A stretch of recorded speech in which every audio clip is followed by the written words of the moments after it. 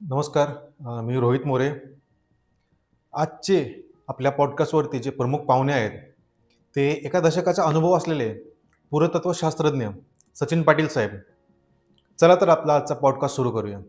Sir नमस्कार. नमस्कार. आपलं सांगली जिल्ह्याच्या पॉडकास्टवरती आपलं स्वागत आहे. तर आपल्याबद्दल थोडीशी आमच्या कम्युनिटीला माहिती सांगा.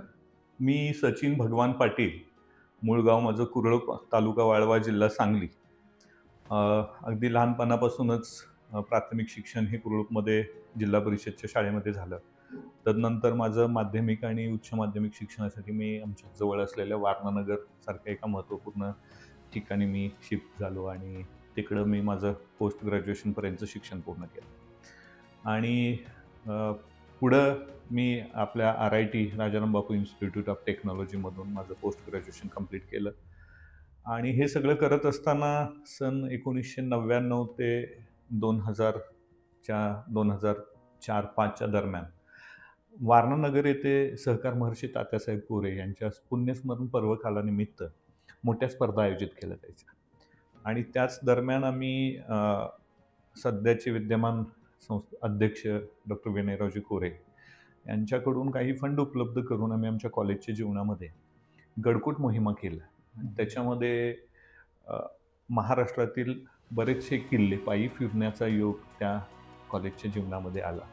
हे सगळं करत असताना वास्तविक गडावरचं असणारं चित्र आणि गडाच्या लिखाणामधलं जे काही वास्तव आहे ह्याच्यामध्ये बऱ्याचशा ठिकाणी आम्हाला म्हणजे वेगळे पण दिसत होतं. त्यामुळं खरा वास्तव गड लिहिणाऱ्यानं तिथं जाऊन लिहिला का, किंवा त्यांनी अन्य काही वेगळ्या मांडणी काही केली, ह्याचा संदर्भ शोधत असताना बरेचसे एक मनामध्ये एक वेगळा विचार यायचा की खरं वास्तविक किल्ला एका वेगळ्या दृष्टिकोनातून मांडणं गरजेचं आहे. आणि मग त्याच्याबद्दलचं लिखाण चालू केलं. एका प्रसंगानं 2017-18च्या दरम्यान मला पुण्या येथील डेक्कन कॉलेज रिसर्च इन्स्टिट्यूट जे आपल्या येरवड्यामध्ये आहे तिथं जाण्याचा योग आला. आणि तत्कालीन कुलगुरू डॉक्टर वसंतजी शिंदे सर यांच्याशी माझं ज्यावेळी चर्चा झाली त्यानंतर अगदी शिंदे सरांनी मला सांगितलं की सचिन, ह्याला पुरातत्वाची जोड देणं गरजेचं आहे, आपला अभ्यास फार महत्त्वाचा आहे आणि तो आपण कुठेतरी एक अभ्यासाच्या रूपानं पुढं आणणं गरजेचं आहे. म्हणून मी डेक्कन कॉलेज येथे माझ्या MPhil या ज्या उच्च पदवीच्या दृष्टीनं मी तिथं प्रवेश घेण्यासाठीच्या ज्या परीक्षा आहेत त्या दिल्या आणि माझं 2018मध्ये मी डेक्कन कॉलेजचा विद्यार्थी झालो. सर्वसाधारण 2018 ते 2020पर्यंत 2 वर्षामध्ये मी माझं पन्हाळा किल्ल्याचे पुरातत्व अवशेष या विषयावरती माझं MPhilचं जो विषय आहे तो घेऊन मी पुढे गेलो. आणि 2000च्या दरम्यान जे कोविडच्या महामारीमध्ये मला त्याचा जो फायनल वायवा आहे तो देण्यासाठी थोडं लेट झाल्यामुळं मी पुढं 2022मध्ये तो वायवा झाला.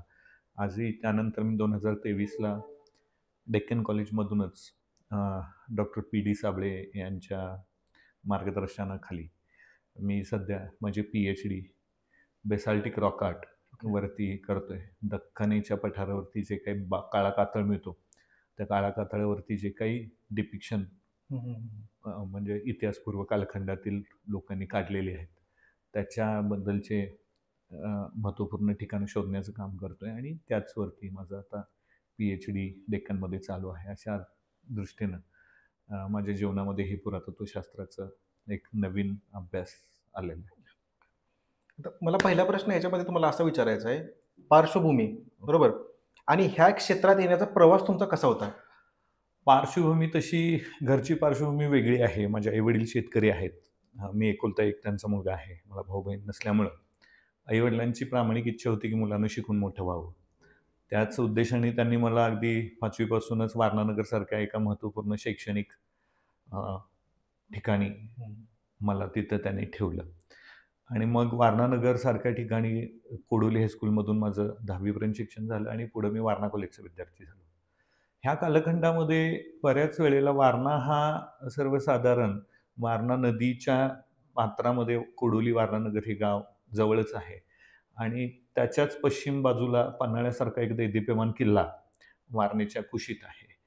आणि म्हणजे आपण असं म्हणू शकतो की पन्हाळ्याच्या कुशीत वारणानगरसारखं शहर वसलेलं असल्यामुळं अगदी रोज त्या शिक्षण घेत असताना अगदी तालुका पन्हाळा आणि पन्हाळ्याचा उल्लेख आमच्या जीवनात वारंवार येत होता. अगदी ते म्हणजे दख्खनचा राजा ज्योतिबा असेल, पन्हाळ असेल, हे एक जीवाभावाचं नातं अगदी लहानपणापासूनच झालेलं होतं. आणि गडावरती जाण्याचा प्रसंग हा अगदी लहानपणापासून म्हणजे अगदी 8वी-9वीला असलेल्या स्काउटपासून मी गडावरती जात होतो. एन-सी-सीमध्ये गडावरती कॅम्प केलेले आहेत. आणि अगदी वेळ ज्यावेळी रिकामं असेल त्यावेळी मित्रांना घेऊन गडावरती जायचं, गडाची ठिकाणं निहाळायची.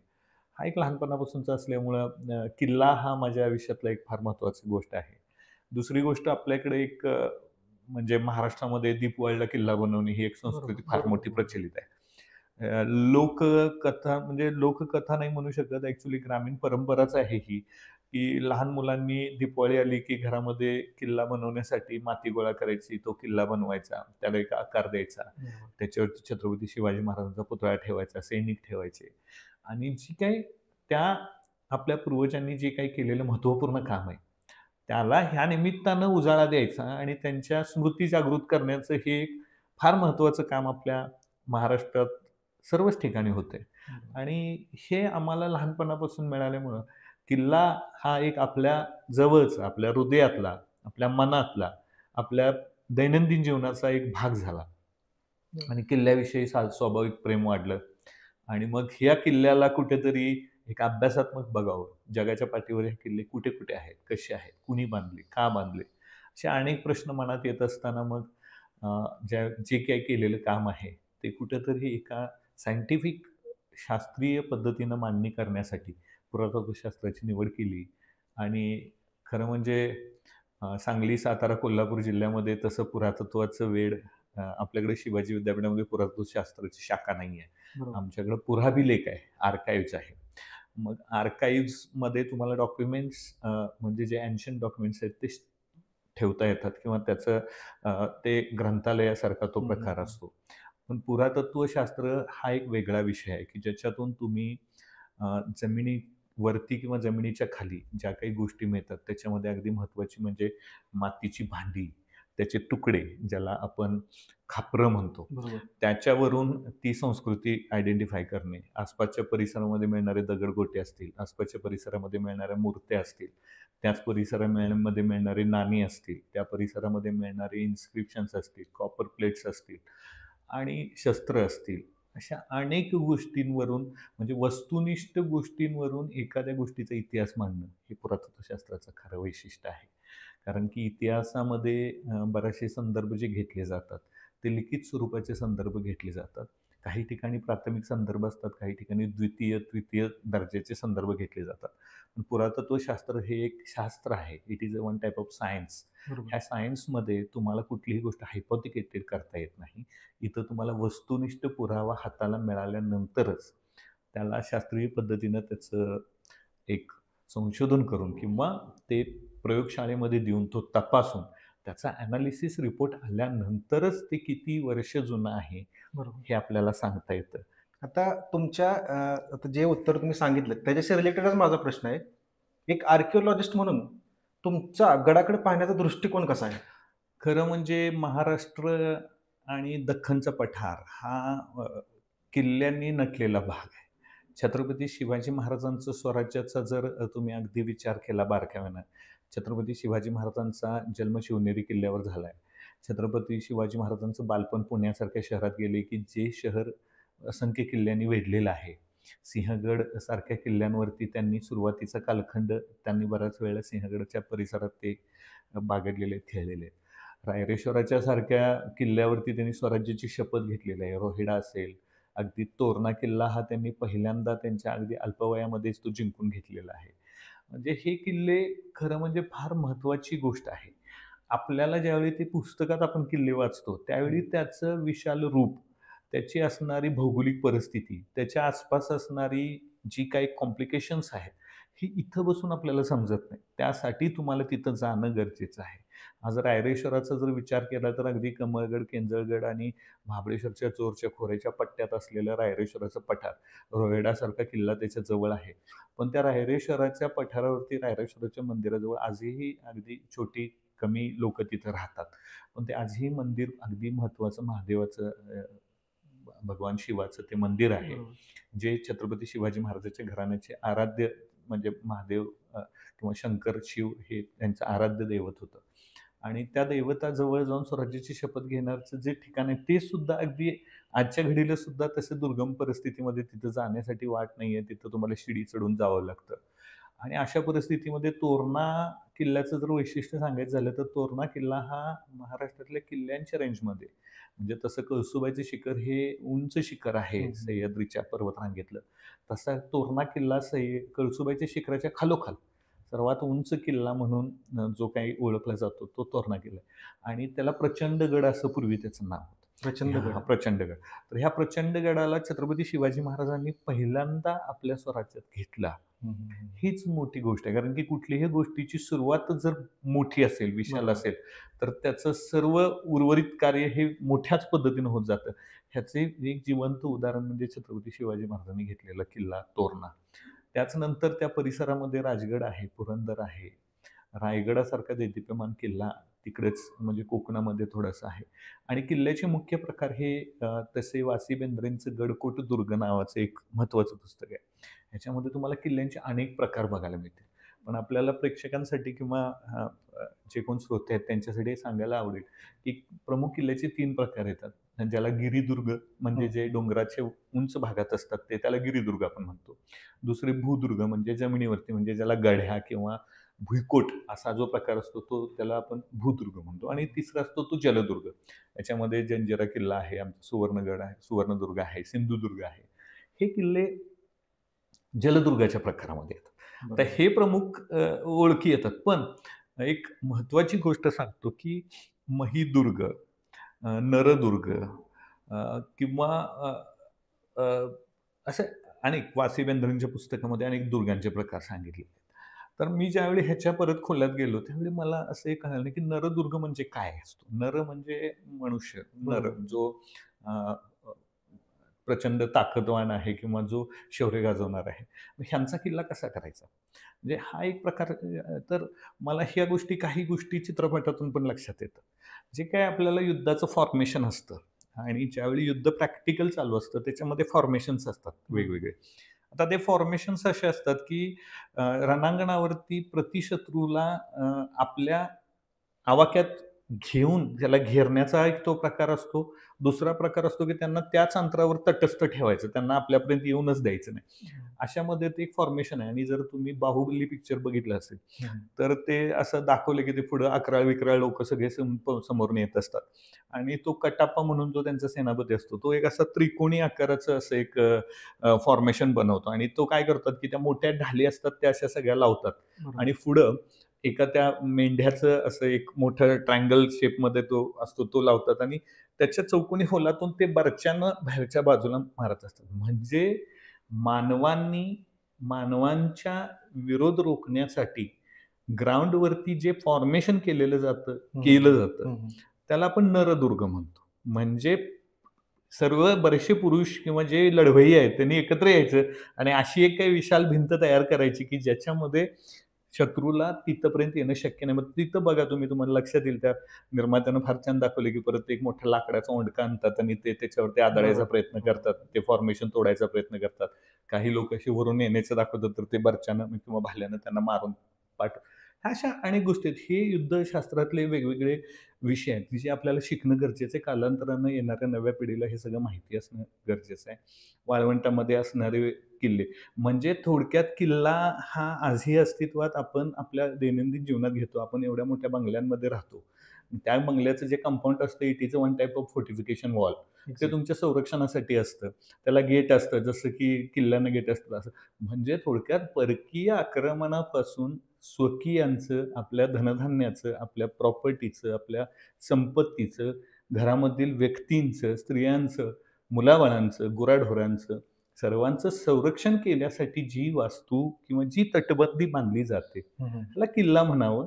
आणि मग त्याच्यापर्यंत शत्रूने येऊ नये म्हणून केलेली व्यवस्था. काही ठिकाणी खंदक काढलेली तुम्हाला पाहायला मिळतील. काही ठिकाणी तुम्हाला विषारी वनस्पती म्हणजे अगदी कवचकुल्लीसारख्या वनस्पती कडेनं लावलेल्या बघायला मिळतील. काही ठिकाणी हिंस्र प्राणी म्हणजे अगदी मगरी बिगरी सारखे प्राणी त्या जलामध्ये सोडलेले तुम्हाला पाहायला मिळतील. काही ठिकाणी असे बरेचसे किल्ले बांधत असताना व्यवस्थापन शास्त्रातले वेगवेगळ्या गोष्टी केलेल्या आपल्याला पाहायला मिळतील. तर दुर्ग स्थापत्यशास्त्र हा एक अभ्यासाचा विषय आहे. आणि बऱ्याचशा लोकांनी ह्याचे बारकावे समजून घेऊन येणाऱ्या कालखंडामध्ये दुर्ग स्थापत्यशास्त्रावरती अनेक वेगवेगळ्या पद्धतीनं त्याचं आकलन करणं गरजेचं आहे. बऱ्याचशा प्राचीन ग्रंथांमध्ये दुर्गांचा उल्लेख आहे का? तर आहे. पण तो वाचणं गरजेचं आहे. अगदी कौटिल्याच्या अर्थशास्त्रामध्ये तुम्हाला किल्ला कसा असावा, किल्ल्याची बांधणी कशी असावी ह्याच्यावरती अख्खी प्रकरणं आहेत. आणि महिमतम आहे. त्यानंतर आकाश भैरवकल्प आहे. असे बरेचसे प्राचीन ग्रंथ जे आहेत, ह्या ग्रंथांमध्ये सुद्धा किल्ला तुम्हाला समजू शकतो. आणि किल्ला समजून घेण्यासाठी तुम्हाला पहिलं प्राचीन आपले अभ्यासातले किल्ले वाचले पाहिजेत. नंतर आधुनिकमध्ये वासी बेंद्रेंचं गडकोट दुर्गसारखं पुस्तक वाचलं पाहिजे. आणि आता नव्याने येणारे बरेचसे लेखक आहेत ज्यांनी किल्ल्यांविषयी भरपूर माहिती दिली. आता मी स्पेसिफिकली विचारतो, पन्हाळ गडाबद्दल आपली आवड कशी निर्माण झाली? खरं म्हणजे मी तुम्हाला मगाशी सांगितल्याप्रमाणे पन्हाळा हा ज्याच्या कुशीत माझं लहानपण गेलेलं आहे. की किल्ला झोपेतनं उठल्यानंतर घराच्या बाहेर आलं की एक असं म्हणतो ना की बाबा पहिल्यांदा काय बघायचं, वर असं बघितलं की गड दिसायचा, ज्योतिबा दिसायचा, पन्हाळा दिसायचा. आणि मग कायम ते कुतूहल असायचं की अरे बाबा हा एवढा मोठा किल्ला, ह्याला एवढे मोठे म्हणजे छत्रपती शिवाजी महाराजांचं नाव कायम पन्हाळ्याशी अजरामर असं झालेलं आहे. आणि मग छत्रपती शिवाजी महाराज इथे कसे आले असतील, काय झाले असतील, हे कुतूहल लहानपणापासून होतं.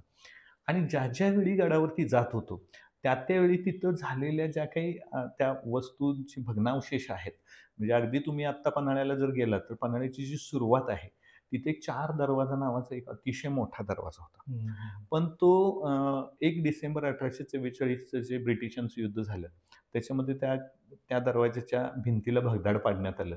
आणि नंतर कालांतरानं ते 1844 ते 1880 पर्यंत तो थोडा करत तो डिमॉलिश करण्यात आला. हे सगळं ब्रिटिशांनी केलं. आणि बऱ्याचशा नायकिनीच्या सज्जासारखी महत्त्वाची इमारतीवर म्हणजे तोफांचे मारे केले. आणि ह्या मग त्या खुणी आणि मग परत प्रश्न यायचा की तो कसा दिसत असेल? बरोबर. तो आत्ता तर अस्तित्वात नाही, पण 4 दरवाजा कसा दिसत असेल? हे प्रश्न रेंगाळत राहिल्यानंतर मला एक लक्षात आलं की आपल्याला पन्हाळ्याचा शोध आणि बोध घ्यावा लागेल. आणि अपरिचित पन्हाळ्याचे जे काही पैलू आहेत ते आपल्याला प्रकाशात आणावे लागतील. आणि मग मी त्या ध्येयानं मी त्याचा बारकाव्यानं अभ्यास करायला लागलो. कालांतरानं 1991ला ग्लोबलायझेशनमुळं आपल्याकडे परकीय लायब्ररीजमध्ये आपण जसं व्यापाराला सूट मिळाली तशी आपण इतर देशातल्या लायब्ररी सर्च करण्यासाठी आम्हाला इंटरनेट ज्यावेळी 2005ला ज्यावेळी हातामध्ये आलं त्यावेळी सर्चमध्ये बऱ्याचशा मी पन्हाळ्याचा सर्च बराचसा करत होतो. त्यातून काही पुस्तकं समजत होती, काही अँटिक्विटी समजत होत्या, काही पन्हाळ्याच्या गोष्टी. आणि हेच काम 2005 पासूनच सुरू होतं. म्हणजे माझे ग्रॅज्युएशन संपल्यानंतर म्हणजे 1999 ते 2005 पर्यंत मी ट्रेकिंग केलं. 2005 नंतर मात्र व्यक्तिशः त्या गडाच्या अभ्यासासाठी लागणारी जी काही पुस्तकं आहेत, रेफरन्सेस आहेत, प्रायमरी रेफरन्सेस आहेत, हे शोधण्याचं काम चालू झालं. सर्वसाधारण त्याच्यासाठी मला 7 ते 8 वर्षाचा कालखंड लागला. आणि आपल्याला एक महत्त्वाची गोष्ट सांगतो की पन्हाळा किल्ल्याचं जगभरातल्या बऱ्याचशा लायब्ररीमध्ये पन्हाळ्याचं प्रचंड मटेरियल उपलब्ध आहे. जगातील नामवंत लायब्ररी ब्रिटिश लायब्ररी, दुसरी त्याच लंडन शहरातली लंडन लायब्ररी, याच्यामध्ये सुद्धा पन्हाळ्याची बरीचशी पुस्तकं, बरेचसे नकाशे, मूळ नकाशे, गडाचे कांटूर नकाशे, गडाचे काही बर्ड आय व्ह्यू हे त्या लोकांनी त्यावेळी काढलेले आहेत आणि ते उपलब्ध आहेत. अजून काही महत्त्वाच्या गोष्टी म्हणजे ह्यातले काही गोष्टी लंडनसारख्या ठिकाणी बिडिंगमध्ये विक्रीसाठी सुद्धा त्यावेळी उपलब्ध होत्या. आणि अनावधानानं ते मला एक त्यातला लॉट मिळाला. आणि त्याच्यामध्ये मला कर्नल जेम्स वेल्स यांनी 1827ला नोव्हेंबर महिन्याच्या 1827 नोव्हेंबर म्हणजे नोव्हेंबर 1827ला तो गडावरती गेला होता. त्यानं काढलेले 6 चित्रची सिरीज मला फर्स्ट वुडन एनग्रेविंग विकत मिळाली. आणि मग तिथून माझी पन्हाळ्याविषयीचा खरा अभ्यासक्रम सुरुवात झाला. माझ्या आयुष्यातला किल्ल्याचा अभ्यास हा पन्हाळ्यानं दिला. आणि त्याचा जसं गडाचं प्रवेशद्वार 4 दरवाजा आहे तसं माझ्या अभ्यासाचं प्रवेशद्वार सुद्धा पन्हाळ्याचा 4 दरवाजा आहे, जिथून मी माझ्या पुरातत्वीय अभ्यासाला आणि गडाच्या पुरातत्वीय अभ्यासाला सुरुवात केली.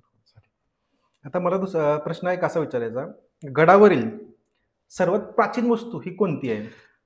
अ, पन्हाळा किल्ल्याच्या बाबतीत सांगायचं म्हटलं तर हं. पन्हाळ्याची भौगोलिक परिस्थिती अशी आहे, की गड 961 मीटर उंच समुद्रसपाटीपासून आहे. गडाचे जे सर्कम्फरन्स आहे, म्हणजे जे कडा आहेत, त्या 7.2 किलोमीटरची रेडियस गडाला आहे. म्हणजे तुम्ही एका ठिकाणाहून जर चालायला सुरुवात केली, तर शेवट तुम्ही 7.25 किलोमीटर चालला, की तुम्ही तिथंच परत येऊ शकता. भिंत. भिंत. हं. दुसरी गोष्ट गडावरती जवळ-जवळ 150 ते पावणे 200 एकराचा सपाट भाग आहे, की ज्याच्यावरती अगदी बांधकामं व्यवस्थित वगैरे करू शकतो. आणि गडाला नैसर्गिक बेसाल्ट ची जी त्याला व्हर्टिकल कॉलमनर बेसाल्ट हा हं. एक भौगोलिक म्हणजे जिओलॉजीमध्ये एक वेगळ्या पद्धतीचा फेनॉमेना ज्याला आपण फिशर टाइप व्होल्कॅनोमधून जे काही लावा इरप्ट झालेला आहे, त्याच्यातून जे फॉर्मेशन बनतं आपलं स्टोनचं, म्हणजे ते हजारो, लाखो वर्षापूर्वीचं आहे. पण ते त्या रेंजमध्ये विशाळगड, पन्हाळा, ज्योतिबा ही जी रेंज आहे, हं, हं, जो हं. तो सह्याद्रीचा एक फाटा आतमध्ये आलाय, त्या रेंजमध्ये पर्टिक्युलर ते तुम्हाला बघायला मिळतं. ओके. आणि मग तिथं ती जिओलॉजिकल त्याचा तो फेनॉमेना म्हणजे व्हर्टिकल कॉलमनर बेसाल्ट आणि त्याच्यावरती हं. परत 10 ते 15 मीटरचा लॅटराईटचा एक पोर्शन आहे, जांबा दगड. आणि तो खऱ्या अर्थानं तो तिथं सपाट असा दगड आहे. तर गडावरती प्राचीन म्हटलं तर गडाच्या सगळ्यात महत्त्वाच्या 2 गोष्टी गडावरती मला इथं नमूद करता येतील. एक म्हणजे गडाच्या पूर्व बाजूला ज्योतिबा डोंगराच्या पूर्वेला पोहाळ्याची केव आहे. हं, हं, हं. ज्याचं जे बुद्धिस्ट केव आहेत, जे ASIकडे रेकॉर्डेड आहेत आणि ज्याचं कालखंड 1लं-2रं शतक, इसवी सनाचं 1लं-2रं शतक इथं रेकॉर्ड केलेलं आहे. त्या कालखंडामध्ये कोल्हापूरमध्ये मोठा स्तूपा होता, ज्याचं भगवंतीलाल इंद्राजी यांनी त्यांच्या पुस्तकामध्ये डॉक्युमेंट तो केलेला आहे सगळं डिटेल. आणि तिथं सगळ्यात महत्त्वाचे गौतम बुद्धांच्या अस्थि कलशातील जे काही त्यांच्या रिलिक्स होत्या, हं, त्यांची हं, हं. ॲश होती, त्यांची बरीड ॲश होती. ती एका डबीमध्ये ठेवलेली होती. आणि ज्यावेळी ब्रिटिश लोकांनी म्हणजे कोल्हापूरमध्ये जे काही त्याचं त्या स्तूपाच्या आसपासच्या बाजूला ते सरफेस क्लिनिंगचं काम केलं, त्यावेळी त्या रिलिक्समध्ये काही त्या मजुरांच्याकडून एकाचा ठोका पडला आणि ती डबी तुटली. हं, हं, हं. त्याच्यावरती ब्राह्मी इन्स्क्रिप्शन आहे.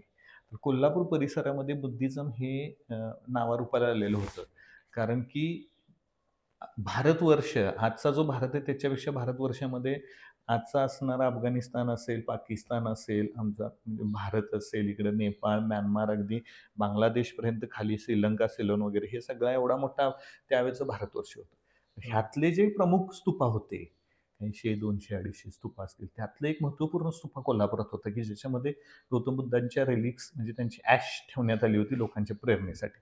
आणि त्याच पिरियडमध्ये तुम्हाला महत्त्वाची केव म्हणजे त्या एरियातली सगळ्यात जवळची पोहाळ्याची केव. हं, हं. आणि त्याच्यानंतर पन्हाळा किल्ल्याला मध्ये सोडला तर पन्हाळ्याच्या पश्चिम बाजूला पांडवदऱ्याची केव आहे. दोन्ही केव ह्या 1ल्या-2ऱ्या शतकाशी रिलेट करतात. म्हणजे पन्हाळा आणि पन्हाळा परिसरामध्ये 1ल्या-2ऱ्या शतकामध्ये लोकांचा वावर होता, हे तिथं अगदी ठामपणाने सांगता येतं. दुसरी गोष्ट आमच्याच डेक्कन कॉलेजचे एक रिसर्च स्कॉलर आहेत. त्यांनी आपल्या कोल्हापूर परिसरातील जे अप्पर कृष्णा बेसिन आहे, त्याच्यामधील काही पॉटरी एनालिसिस केले आहेत, म्हणजे खापरांचे एनालिसिस केलेले आहेत.